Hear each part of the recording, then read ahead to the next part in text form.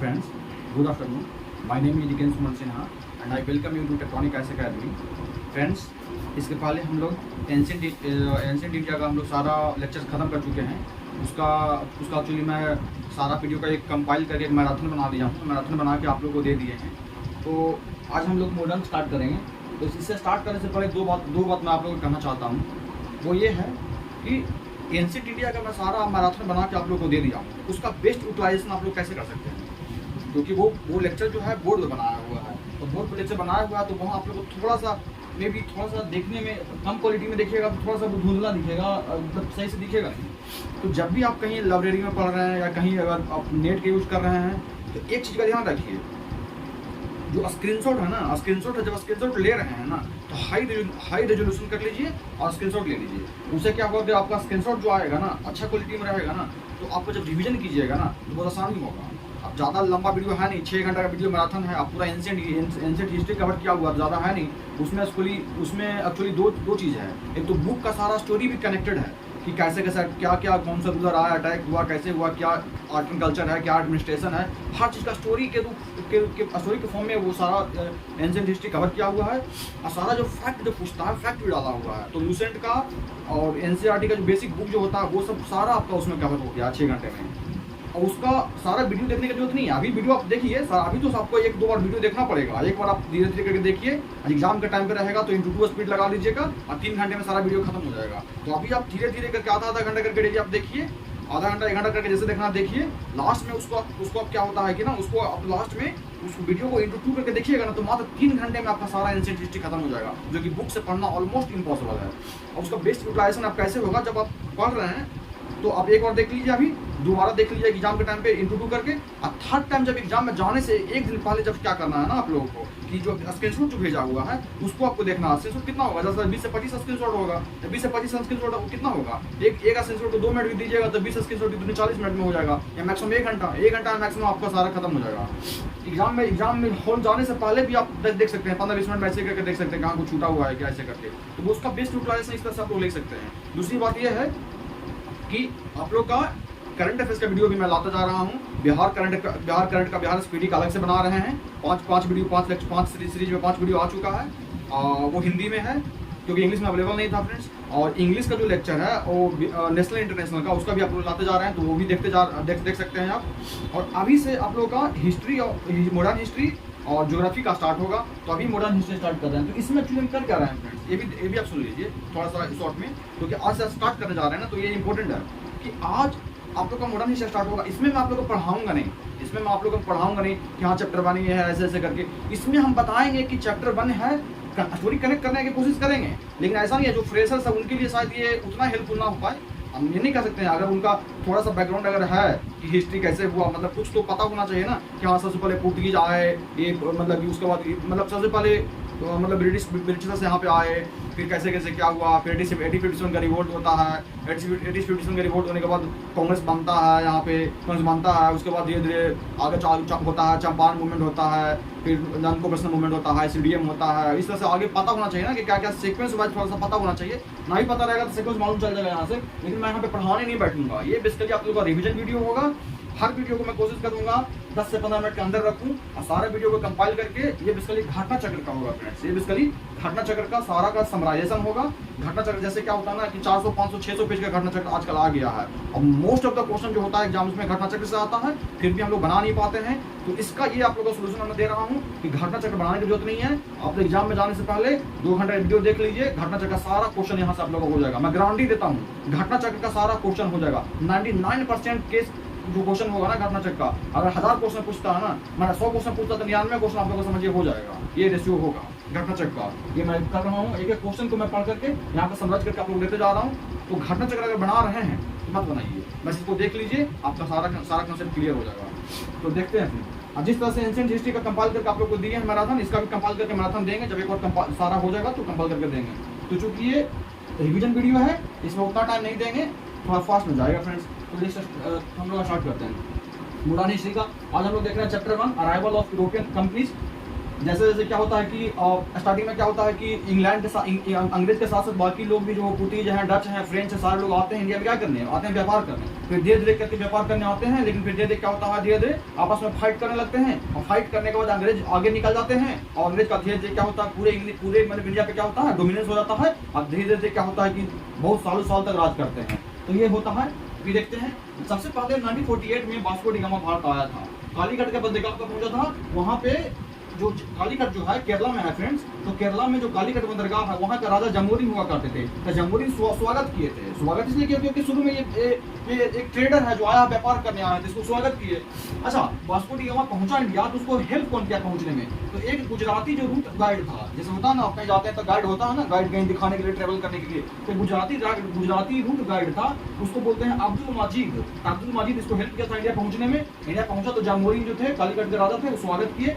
अच्छा, ये तो 1498 ईस्वी में फर्स्ट पुर्तगीज आया, लेकिन क्वेश्चन ऐसे आता है कि पहला जो था पुर्तगीज उसका वाइसराय कौन था।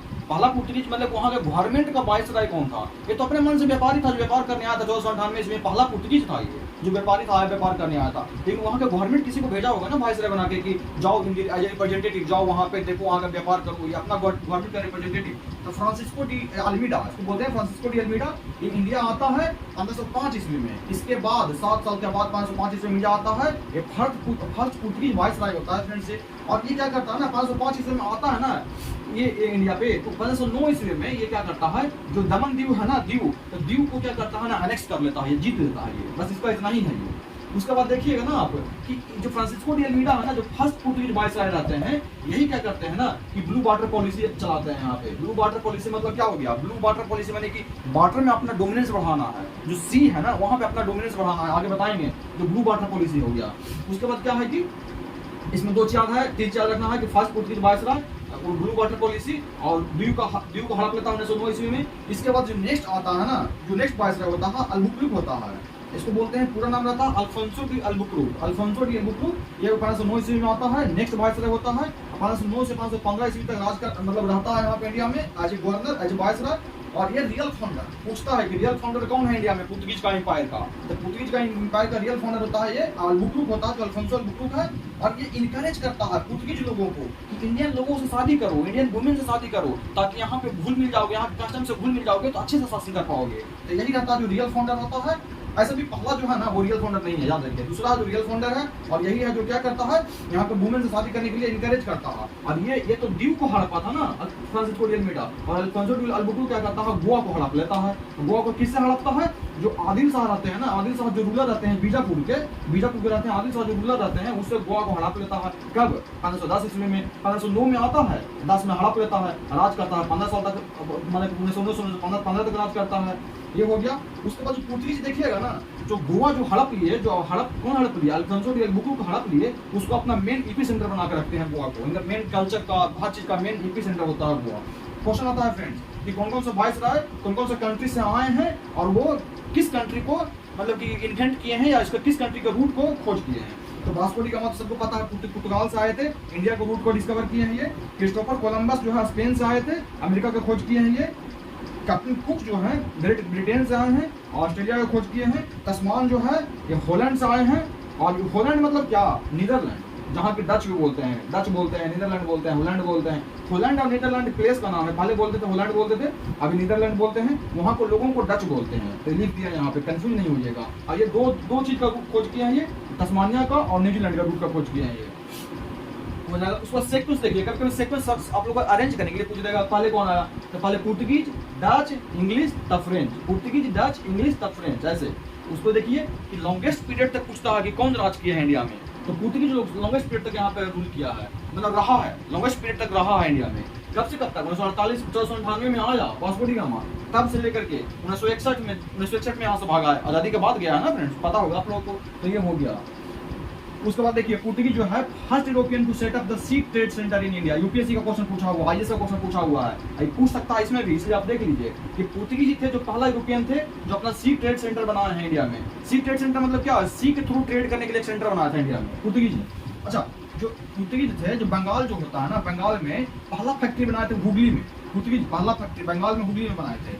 पहला आए तो सबसे पहले तो कोचिन में आए, लेकिन अपना बंगाल में पूछेगा कहाँ पे, तो बंगाल में हुगली में बनाए थे। अरे इसी हुगली को बीपीएससी ने पूछ चुका है, इसी हुगली को पुर्तगीज लोग क्या करते थे, बे ऑफ बंगाल में पारसी के लिए यूज करते थे। बे ऑफ बंगाल में किसी को लूटपाट मचा दिए, कुछ कर लिए, उस तरह से बे ऑफ बंगाल में पारसी करते थे। पारसी में तो समझते हैं ना, कोई शिप जा रहा है उसको लूट लिए, कि अपना मनमानी कर रहे हैं, अपना डोमिनेंस चला रहे हैं, उस तरह से। बीपीएससी में क्वेश्चन पूछा हुआ है कि हुगली पोर्ट को यूज करते थे बे ऑफ बंगाल में पारसी करने के लिए, कौन, तो पुर्तगीज करते थे।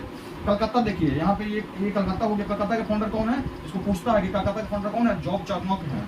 ये उसको आता है कि first to start a joint company to trade with India के साथ ट्रेड करने के लिए एक ज्वाइंट कंपनी कौन बनाया था, ज्वाइंट शेयर कंपनी, मतलब कि बहुत लोगों का उसमें शेयर है। ज्वाइंट कंपनी कौन बनाया था, तो पुर्तगीज नहीं है, डच है। या यूपीएससी का क्वेश्चन पूछा हुआ, इसमें भी पूछ सकता है ये कि फर्स्ट ज्वाइंट कंपनी कौन बनाया, डच बनाया। डच ही जो थे जो पुर्तगीज को डिफीट करते हैं एंड बिल्ड करते हैं क्या, फोर्ट विलियम। इसके बाद डच ही आया ना, पुर्तगीज डच आया, तो वही डच है जो पुर्तगीज को हराते हैं।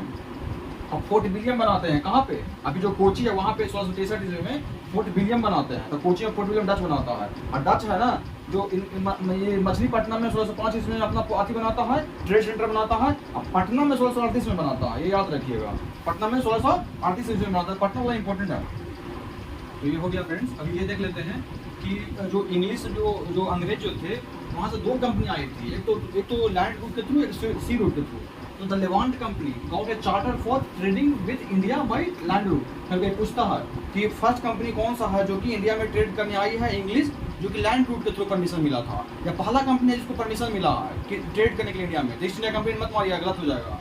लेवांट कंपनी है जिसको पहला चार्टर मिला था इंडिया में सी रूट के थ्रू परमिशन करने के लिए, लैंड रूट के थ्रू ट्रेड करने के लिए। लेकिन सी रूट के थ्रू जो आया है ना हम लोग का, वो है ये पे हम लोग का जो कंपनी आया है, जो ईस्ट इंडिया कंपनी। ये क्या कब मिला इसको परमिशन, 31 दिसंबर 1600 ईस्वी को।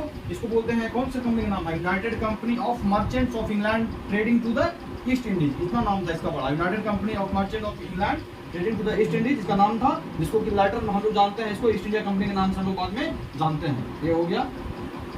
उसके बाद है during which Mughal emperor British east India company form.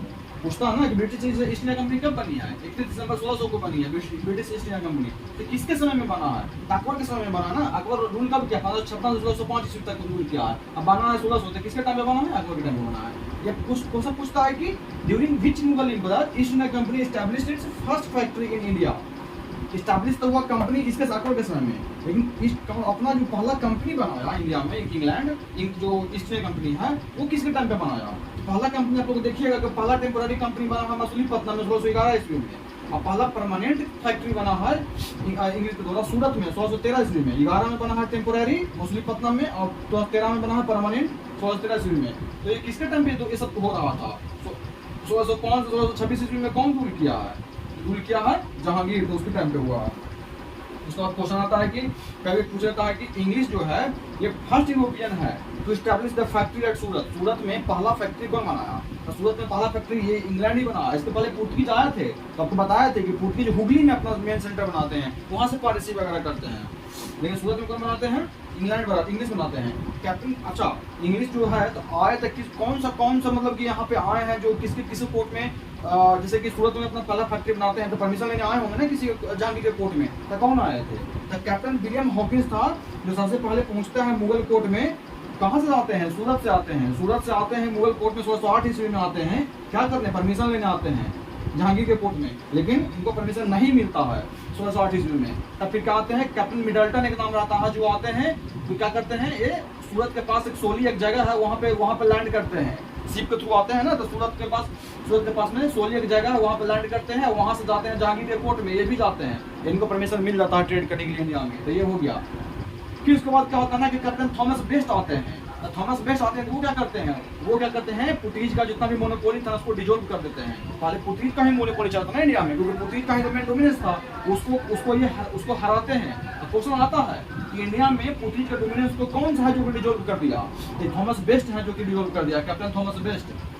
यही है जो सोली एक जगह है सूरत पोर्ट के पास में, सूरत पोर्ट के पास में सोली एक जगह है, वहीं पे जहाँ पे सोली पे यही आए थे ना, लैंड किए थे ना, इंग्लैंड से आए थे, सोली के जहाँ पर लैंड किए थे, यहाँ से गए थे जहांगीर के कोर्ट में परमिशन लेने के लिए। तो वही सोली एक जगह है जहाँ पे पुर्तगीज को हराते हैं। कौन हराते हैं? थॉमस वेस्ट हराते हैं। यही उसके बाद ही तो सूरत में फैक्ट्री बनता 1913 ईस्वी में। तो ये सब हो गया, याद रखिएगा फ्रेंड्स। उसके बाद देख लीजिए कि बॉम्बे के बारे में देख लेते हैं। बॉम्बे है, उसको received as a dowry gift by the Portuguese from to the British. मैंने ब्रिटिश है ना, उसको पुर्तगीज के द्वारा डाउरी में मिला था बॉम्बे। कब मिला था? जब एचएम चार्ल्स टू थे, जो कि इंग्लैंड के जो किंग थे, वो पुर्तगाल की एक रानी थी, उसका नाम था कैथरीन ऑफ बरगांजा नाम था उसका, जो पुर्तगाल की रानी थी। उससे शादी करते हैं कौन? इंग्लैंड के राजा जो एचएम चार्ल्स टू होते हैं। कब करते हैं? 1661 ईस्वी में करते हैं। तब इनको क्या मिलता है? दहेज में बॉम्बे मिलता है। बॉम्बे पहले पुर्तगाल के पास में था, लेकिन तो दहेज में मिल जाता है यहाँ के राजा को, जब पुर्तगाल की रानी से शादी करते हैं। और उसके बाद क्या करते हैं ना, चार्ल्स टू जो रहते हैं, क्या करते हैं, बॉम्बे को ईस्ट इंडिया कंपनी को अपना लीज पे अति पे दे देते हैं। क्या उसको बोलते हैं कि कुछ पाउंड के लिए बोलते हैं कि हमको 10 पाउंड हमको हर साल पेमेंट करो, 10 पाउंड हमको हर साल पेमेंट करो। और 1668 ईस्वी में इसको मिल जाता है बॉम्बे ईस्ट इंडिया कंपनी को। हाँ फ्रेंड्स, तो देख रहे थे, अभी देख रहे थे ना कि एक क्वेश्चन आता है कि British governor of Bombay John child था, वो एक्सपेल हो गए थे औरंगजेब थोड़ा इंडिया से। क्या हुआ था ना कि जॉन चाइल्ड क्या कहते हैं ना कि जॉन चाइल्ड गवर्नर थे, ब्रिटिश गवर्नर थे बॉम्बे में।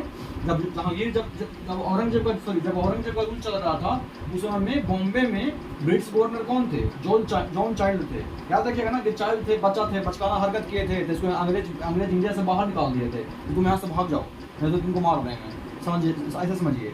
तो फिर मतलब हुआ क्या था ना कि अंग्रेज के औरंगजेब के समय में क्या किए थे ना कि जॉन चाइल्ड थे ना, जो बॉम्बे जो पोर्ट है ना, बॉम्बे पोर्ट को और जो वेस्टर्न कोस्टल एरिया है ना, वो मतलब कि मुगल के लिए बंद कर दिए थे। मुगल को जाना आना, ट्रेड करना सब रोक दिए थे ये जॉन चाइल्ड। और क्या कहते थे कि जो मक्का का जो पिलग्रिम्स जो लोग जो है ना, जो मक्का जाते हैं, मक्का मदीना, तो उधर से जो आ रहे थे उसको कैप्चर कर लिए थे। तो औरंगजेब ऐसे भी भड़काऊ आदमी था, भड़क गया पूरा।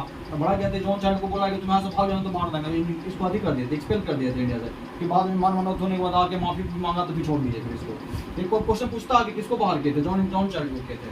अच्छा, कर्नाटिक वॉर्स देखते हैं ना, तो कर्नाटिक वॉर्स में जिससे पहला कर्नाटिक वॉर है ना 1746 से 1748 ईस्वी में हुआ, पहला कर्नाटिक वॉर हुआ है। ऐसे हुआ क्यों है? तो अच्छा, कर्नाटिक वॉर जितना भी हुआ है ना, first Carnatic war, second Carnatic war, third Carnatic war, तो ये तीनों हुआ है इंग्लिश और फ्रेंच के बीच में हुआ है। तो फर्स्ट कर्नाटिक वॉर हुआ फ्रेंड्स 1746 से 1748 ईस्वी के बीच में हुआ है। याद कैसे रहेगा? याद कैसे देखिए, याद रहेगा कि हम लोग की आज़ादी कब मिला? 1947 ईस्वी में। 17 से याद रखिए, 1747 याद रखिए, ऐसे 47 एक साल पहले, 47 एक साल बाद, 1746 से 1748 ऐसे याद रखिए। हुआ क्यों था?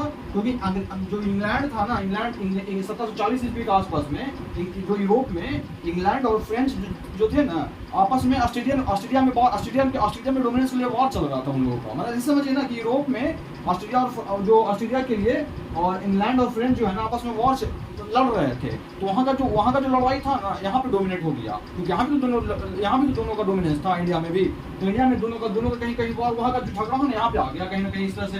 तो इस कारण से वॉर हो गया। और इमीडिएट कोच क्या था, मतलब क्या ऐसा किया कि अचानक बात छिड़ गया यहाँ पे?